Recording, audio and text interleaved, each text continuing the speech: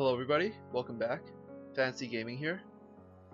Today, this is my list of the top 10 3 or 2 star monsters. So before I start my list off, there are a few things that you guys will need to keep in mind. This list is highly opinionated, which means that these are my opinions. And I'm not the best Summoners War player around, so I might not be 100% right, but I think I have enough experience to tell you guys which monsters are at least decent and which monsters aren't. So there are two disclaimers that I will need to explain before I begin this video or begin counting down the list. The first is that these monsters are rated by their usefulness and potential, and their contribution towards different parts of the game.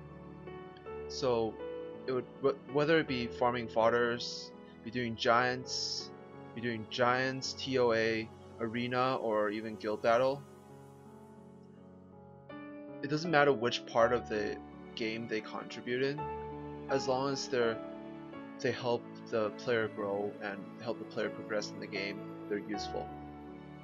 So the grading criteria for these monsters are the amount of contribution towards the task and the ability to contribute to multiple tasks. So a monster that can be used in different parts of the game are going to be rated higher than monsters that are only used for one part of the game. And if a monster is outclassed by another monster, even if it's not on this list, I think it's fair to say if they're outclassed by a 4-star monster, a 4-star normal element monster, fire, water, or wind, and not any like 5 stars or 4-star dark and light monsters, I think it's fair to say that if they're outclassed by 4 stars fire, wind, or water monsters, then their grade is going to be lower than if they were like completely unique. So yeah, and the second thing is that this list will only contain monsters that are easily farmable or they're easily summonable. So monsters that have secret dungeons, monsters that are able to be farmed on the map are going to be on this list, or monsters that are able to be bought in the shop. So monsters that can only be summoned by light and dark scrolls, like the light and dark 3-star monsters that are really good like Shren, like Iona, and Prom, the Grim Reaper. These monsters won't be on this list. So this list will only be of either the natural 3 elements or light and dark monsters that are farmable through secret dungeons. And let's begin with the list. So this isn't actually a top 10 list, it's actually a top 15 list. But the top 10 monsters are, in a way, I think graded a lot higher than the 15 to 11 monsters. The rank 15 to 11 monsters. So at rank 15, Taru, the light imp, he's a one-shot monster. You basically want him for his 3rd skill. This skill will help him one-shot almost anyone in the arena. It's a defense ignore. This is penetrate the enemy's guard, which means it ignores defense. So it's like a copper skill, like a high elementals tectonic shift, similar to that. And he's 2-star, so he's easy to farm. Why he is rated at lower in this list is because he's outclassed by a few other monsters that actually are able to one-shot very well. Number 14 is Ryok. Ryok is one of the monsters that almost everyone has. he was my first monster when I started playing the game. Well, first monster that I focused on when I started playing the game. You basically want him because of his Annihilate passive. If he kills someone, he gets another turn. So this makes him one of the fastest farmers in the game. Besides someone like Wind Phoenix or something like that. He's really fast. You can use him to farm secret dungeons, you can use him for farming fodders, and some people even use him to do arena. Because of his first skill, he can hit multiple times, and if you rune him with violent runes, then he becomes like an RNG god. So basically, you can potentially one-shot anyone, or one-shot every single person on a team, but the chances of that are next to impossible. But it does happen sometimes when he goes and then he does 3 attacks and then like violent procs, and then he does 3 more attacks and he kills someone, Annihilate procs, and then he kills another person or something like that. It's possible. It's possible. I've seen Ryokes do that. I've faced Ryokes that have done that before, which makes him pretty scary. But the reason why I rate him much lower is because he's an RNG monster. He's not very reliable, so you need a lot of luck to be able to use him effectively. Moving on, Neil. Neil is the light fairy. She has a secret dungeon, and she can be obtained through inviting friends on Facebook. So if you link your account with a Facebook account, you can easily get this monster. You just have to send invites to friends. I think 50 friends on Facebook, and you'll be able to get this light fairy for free. She was the second monster that I focused on when I started playing the game. Her main purpose is for her Holy Shield. The Holy Shield is a invincible buff. Actually, vulnerable and invincible are the same thing. She can make a ally go invincible for 2 turns. No other 3-star monster has an ability like this. So this makes her really unique. You can use her pair with monsters like Katarina, or you can use her to farm secret dungeons. Just have 1 tank and put the Holy Shield on someone, and then they can tank forever. You can use her sometimes in arena if they're all 1 element. She has a lot of different uses. She's one of the most useful monsters in the game, but she only has that 1 use, which is to put the shield on someone. Her heal and her attack is, I guess, mediocre at best. So the only real reason that you want her is for her invincibility shield. Spectra is on this list because he is the fastest monster in the game. He is literally, there's no one faster than him. He has 126 base speed. You want him sometimes because when you're facing off against some speed teams in arena, you need his backlash. This is basically the opposite of what Bernard does. Bernard buffs and increases attack speed. This guy slows and he decreases the attack gauge. So you use him as a Bernard counter because he's faster than Bernard, so he can go first. But the thing is, this is targeted on enemies, so it has a chance to fail if they have high resistance. But a lot of the times, if you're facing off against speed teams, they usually don't have that high of a resistance, so this usually could land on them. He's basically just only used to counter speed teams, and he's a natural 3-star summonable, so yeah, he's pretty good, but he only has that 1 use. And Megan is a really powerful monster, basically for her 3rd skill. Her 3rd skill spells Strengthening, increases the attack gauge by 20%, and increases attack power and defense. Attack power and defense are pretty much the strongest buffs in the game, so you want her to buff and increase attack gauge. So if you're using a speed team, you can put Megan in and she'll buff, and then you have your speed team do their AoE, and usually that kills the enemy. But Megan has 1 major flaw, is that her base speed is only 98, so she's a really slow monster, and you need Megan to go first, so you want her to be rune swift with lots of speed.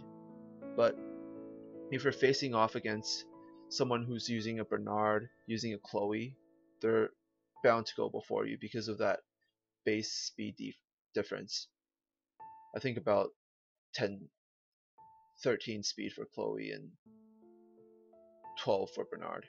So it's really hard to make up in that for the speed difference against Chloe and Bernard. And with the real top 10, I'm going to start off with Kali. Kali is a one-shotter. I find her superior to Taru because of, well, basically because of the damage she does. She is, I think, the highest damaging one-shotter in the game. Because of her third skill, God of Fire, she can buff her own attack speed and attack power, and then use Tectonic Shift. I've seen on YTCB's YouTube videos that he uses Kali sometimes, and his Kali hits something like 35k or so on violent runes, not even rage runes. If you rune a high elemental with rage runes, she can easily crit 40k or so. So Kali is really strong for her one-shot ability. Her main weakness is that she is a fire type, so if they have a decent water attacker or something, you can't use her. I find her outclassed by the light elemental, but the light elemental isn't on this list. And that is basically why she's on the 10th place of the list. Konamiya. Konamiya is the water Garuda. You want him for his third skill, Peace. This removes all harmful effects and it's a really small heal, only 15%. I think this increases to something like 20% or something. 20% is, it's not that much, but it's decent. But you really want this skill because it removes all harmful effects, and this is reusable every 3 turns. And he has this research skill, so if he researches it himself, he could refresh this cooldown faster. Konamiya is rated a bit lower on my list because he is outclassed by some immunity 4-star monsters like Chloe or Delphoy, I think that's how you pronounce the Wind Undyne's name, or the Water Death Knight. However, she is really useful, and if you don't have a better option, she is worth 6-starring if you really need someone to remove debuffs. You can use her for dragons, for TOA, and yeah, that's basically it. But yeah, if for certain levels you really need her to progress, then you should think about making one. Saik is one of the monsters that you start off with. However, he is one of the strongest in the game, I think, because of his third skill. It's an attack power and critical rate buff, and also his second skill, he hits really hard. His main weakness is that he is very squishy, so he dies almost instantly if he ever gets targeted. You want him in certain teams for his attack and crit rate buff. This can help whoever, say you have a Lucian or something. If you want to ruin that Lucian Rage Blade, it's really hard for him to get 100% crit. But this critical rate buff, I believe, is 30% crit rate. I'm gonna have to confirm that. 30% crit rate, meaning that you only need to get 70% crit on Lucian for him to do 100% crit. And then it also increases attack power. So this can, if you pair Saik with Lucian, you can make Lucian hit 10k amps on every hit. He's useful for this buff, and he's somewhat fast. He has a decent speed of 110. So if you want to rune him with faster runes, then he can go buff, and then sometimes if you pair him with a Bernard, he might be able to go again before the enemy team can even move, which helps you clean up whoever Lucian didn't kill with his double attack. Something like that. Amen is a really, really good healer. If you see on the back of the video, I'm currently leveling fodders with Amen. Mainly because I don't really have a farmer. I only have a bunch of supports that I 6-starred. Amen is, you want him because he can, every time he attacks, as long as he crits, he'll heal for 12% of his own max HP. So what you want to do on him is stack a bunch of HP and get his crit to 100%. So as you can see in the background, I have Amen farming. Every time he hits, he heals. And for the end game, what you really want is for him to be rune violent so he can heal multiple times.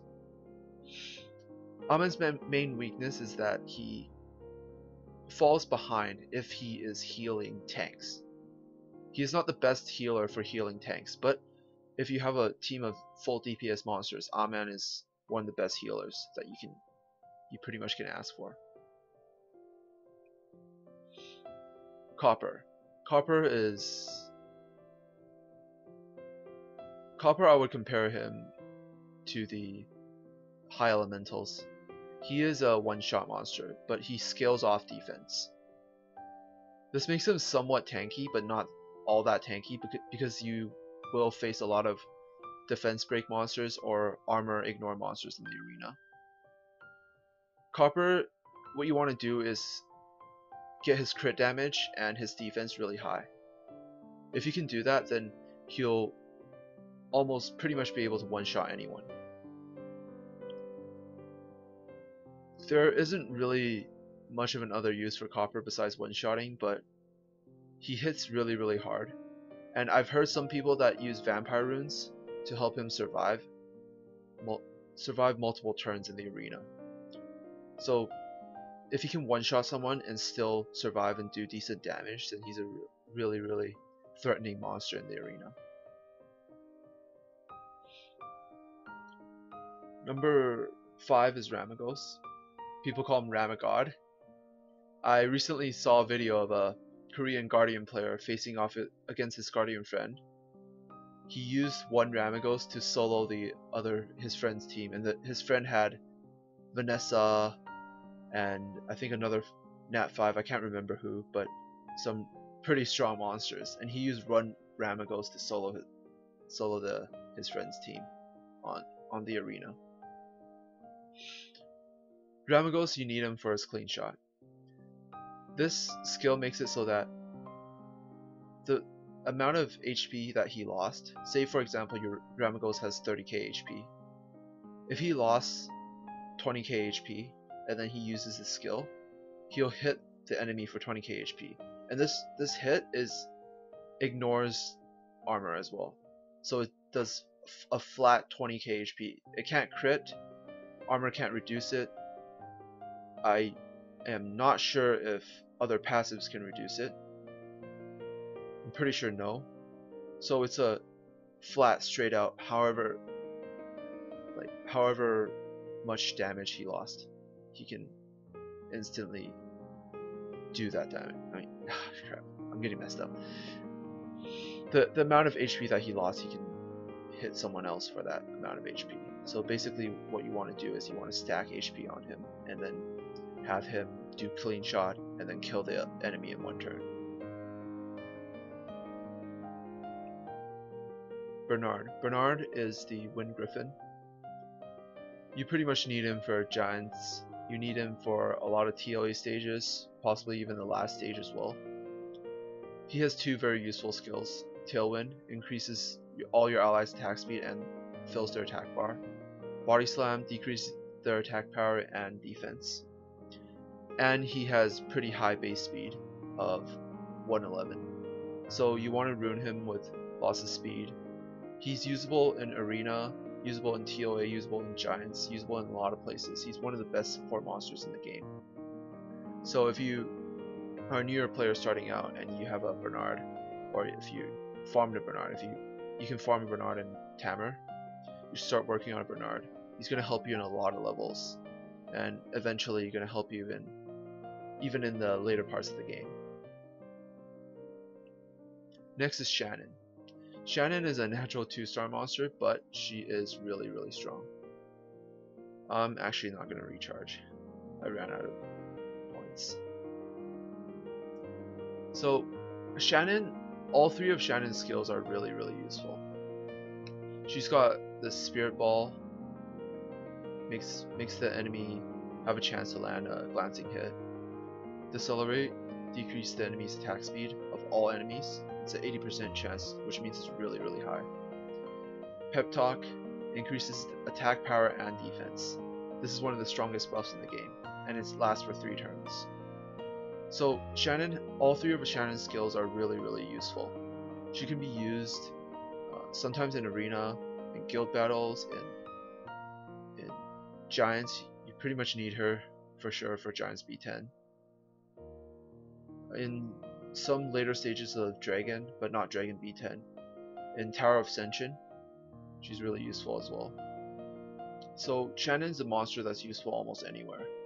Her main weakness is that her HP is actually really low. So you'll need really strong runes on Shannon to be able to survive in a lot of levels. I'm getting tongue twisted. Talk for too long. 2 more. Darien. Darien is really strong because of his Knighthood passive. His first 2 skills are just like the other Vagabonds. Knighthood decreases the damage received on all allies. This is excluding himself, but all his allies will receive 15% less damage. This is all damage, and this effect doesn't stack with anything else. His first skill scales with his HP, and it's a armor break. His second skill is a attack power decrease. His first skill actually hits quite hard. I have a Darien at 6-star with violent runes. He hits, if he has armor break on, if he gets the hit with armor break and he crits, he can crit something like 7,000 damage or something like that. It's really quite high, and the rate, it's 40% chance, but you can increase it quite a bit. I think a total it goes to 50% chance. If you have a bit of accuracy, he has a base accuracy when you awaken him as well. So armor break almost always lands on Darien, and he hits quite hard. And he has this passive to help all your allies. So Darien is useful anywhere. You can use him in arena, guild battle, TOA, in any dungeon, Giants, Dragon. He's light base too, so he doesn't really have the elemental weakness. Really good monster. And first place is Belladon. Belladon is one of the best supports in the game, and currently the king of the meta. So Belladon has an armor break. This is a 100% chance, base chance, not counting the enemy's resistance, of course. He has his second skill can remove beneficial effects, remove all beneficial effects from one target, and it's a 100% base chance. You need high accuracy on Belladon for these 2 skills to land reliably. And his third skill is Mobilize. It fills attack bar and it has a really nice heal, 30% chance. You can increase it a bit to, I think, 35 or something like that. My math is correct. And yeah, it's reusable every 4 turns. So Belladon is one of those monsters with 3 really useful skills. You can use them almost anywhere in Giants, Arena, TOA, and everything. Yeah, quite a long video, but I finished it. Hope this helps newer players. If you come across the channel, please don't forget to subscribe. I'm going to be, making new content, updating and improving on my channel. Stay tuned. Thanks for watching. Happy summoning and peace.